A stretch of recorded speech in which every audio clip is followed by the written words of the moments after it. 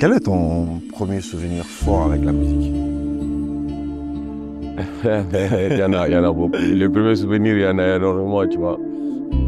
Le début de carrière, souvent, c'est là où il y a les trucs les plus intenses, tu vois. C'est là où tu entends les premiers tu es fort, mais c'est également là où tu entends les premiers tu es nul. Tu vois. Ça veut dire que c'est là où tu te construis.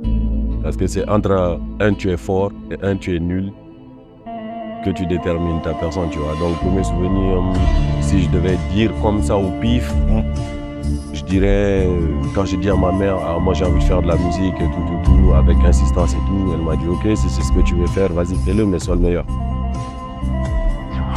Ah, c'est une phrase forte. Et à travers cette phrase, j'ai envie qu'on rentre dans ton parcours musical. Qu'est-ce qui t'a motivé à rentrer dans le rap à une époque où c'était pas évident d'être rappeur en Guinée?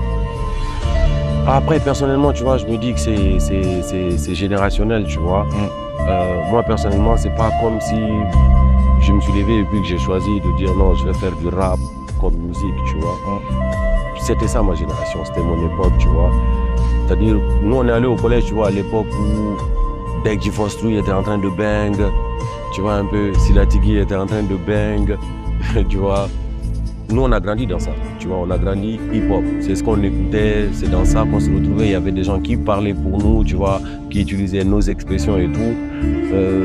Donc après, c'est naturellement, tu vois, c'est naturellement. On avait des potes ouais, qui voulaient jouer au foot parce qu'ils voulaient ressembler à tel. On avait des potes qui jouaient au basket parce qu'ils voulaient ressembler à tel.